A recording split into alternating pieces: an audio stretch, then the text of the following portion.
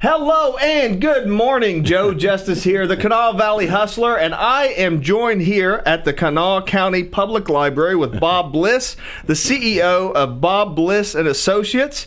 And Bob, I'm going to ask you the same thing I ask everybody. What's your hustle? Oh, Joe.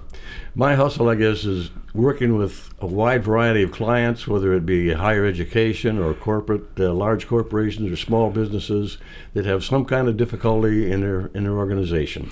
Yeah, I noticed talking to you that you are an author, you're a consultant, you're a business leader. I mean, you've got a bunch of different hats. So we're going to try to focus on just a couple of them. I mean, I've got your book here, Education on a Conveyor Belt.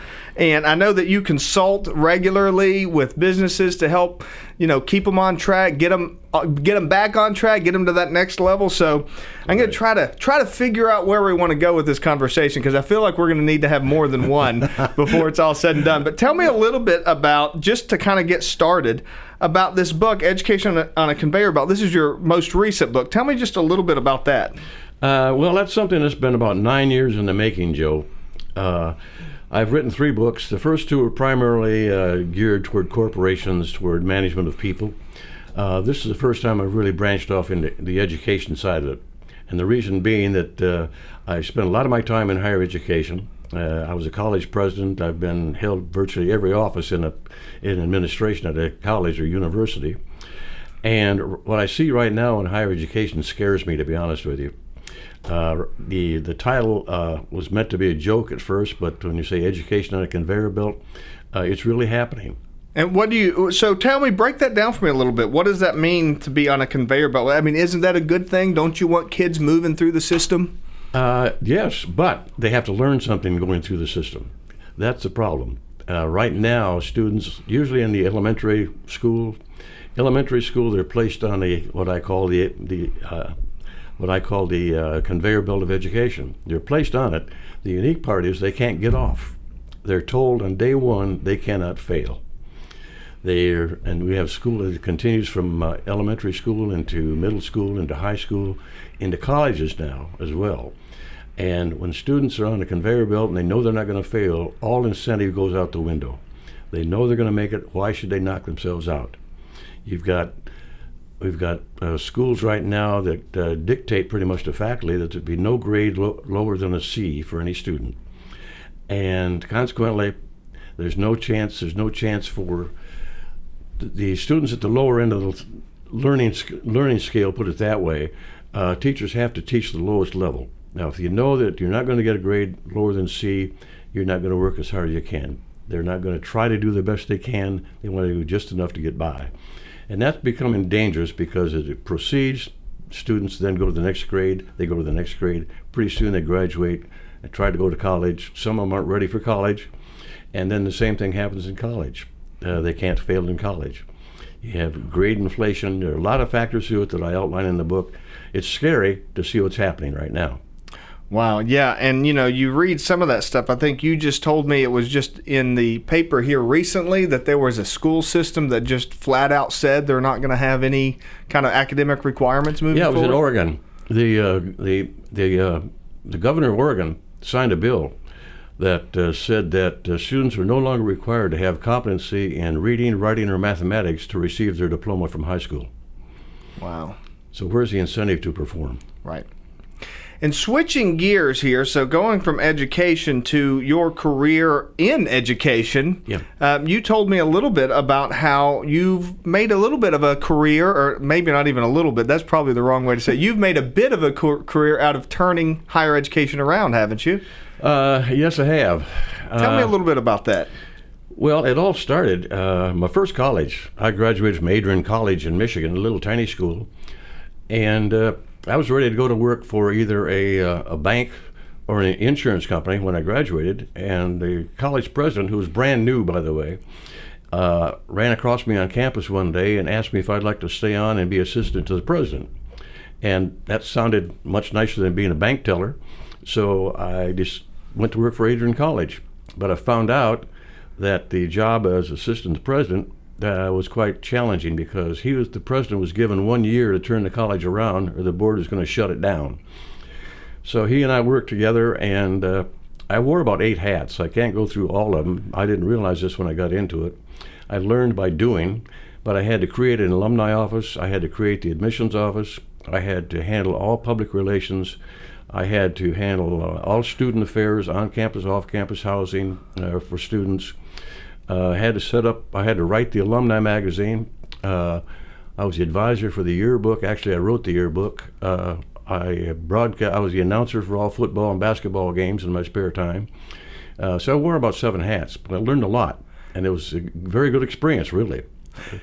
And speaking of learning a lot, and I know I'm skipping over and doing a big jump here, but you've taken all of that experience that you learned there and through your career, and now you apply it to help other business owners and other, organizations either save their business or get their business back on track. Can you tell me a little bit about that? Yeah, a lot of experience, really. What I found out, I have, and I've outlined this in a couple of other books, but there are 4 words that I pretty much use on every situation.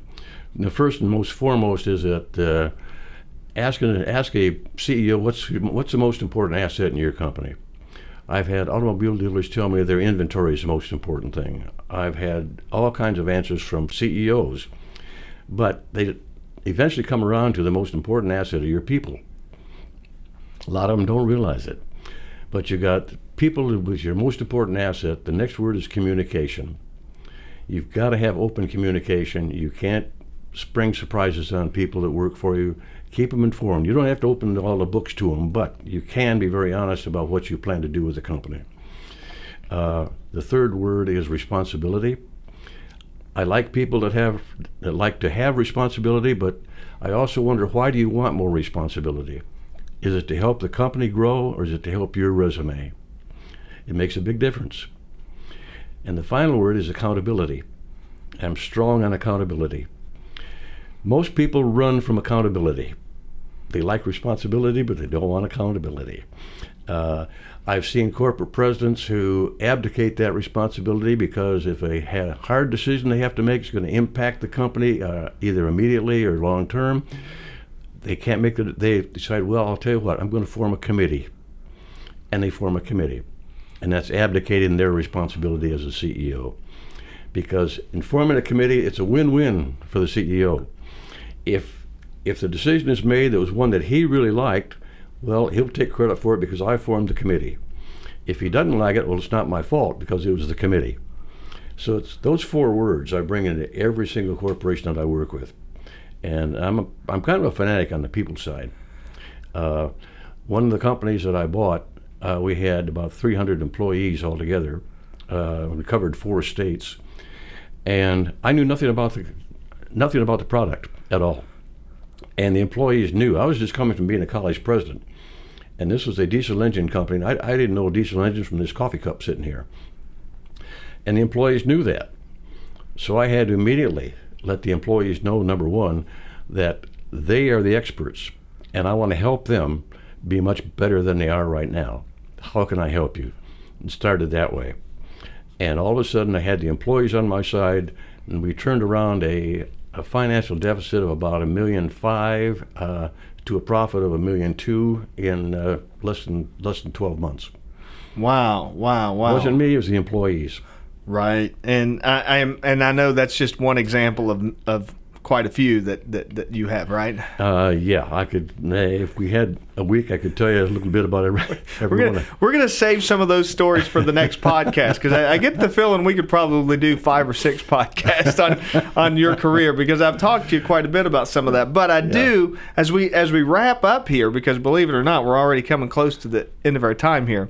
But as we wrap up, there is something I want to ask you, and there's something kind of I don't want to put your age out there or anything, but I do notice most people that I see that are in your bracket are sitting on, the rocking chair, taking it easy, but you're not doing that. So I'm really curious, what is it that keeps you showing up and doing all this stuff instead of, being out fishing somewhere? Well, thank you. First of all, most people my age are dead.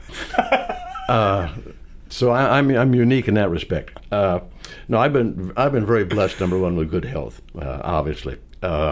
I still play golf. I still exercise a lot. I I've just been very, very blessed with that. Anyway, I get bored very easily, Joe. Even on a consulting job, once I get the company up and running, I'm bored at that point because the challenge is gone. I've had companies that I've gone into as on a consultant, and they've asked me to stay on as CEO. And I told them I will stay on for CEO either if one of two things happen. Either 1 year expires or I have you making money, whichever comes first. Wow. Because I don't want to be around once it's running. You know, I can't go into a company that's being well run right now and help them a whole lot. I want to help them when they're in trouble. Right. Just a little too boilerplate for you, huh? It's boring. Yeah. Yeah. And I don't like to be bored. Well, Bob, I'm going to ask you a lot of people that I ask that are on here. If somebody's wanting to get started with a business, if somebody's wanting to do something new, they've got innovative idea, or maybe they want to buy a business or something like that. What's the top thing? What's one piece of advice that you would recommend for anybody getting started and moving forward and growing a business? First of all, have 150% confidence in yourself. And don't say, number one, well, here's my plan B. Don't have a plan B. Most people will say, well, you got to have a plan B in case this doesn't go.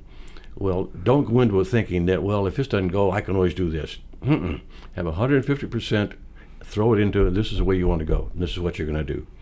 You've got to have determination. And you got to have the right people to work with. Awesome. Bob, I want to thank you so much for joining me here today. We're definitely going to have you back. We've got to do probably a couple episodes because we barely scratched the surface here.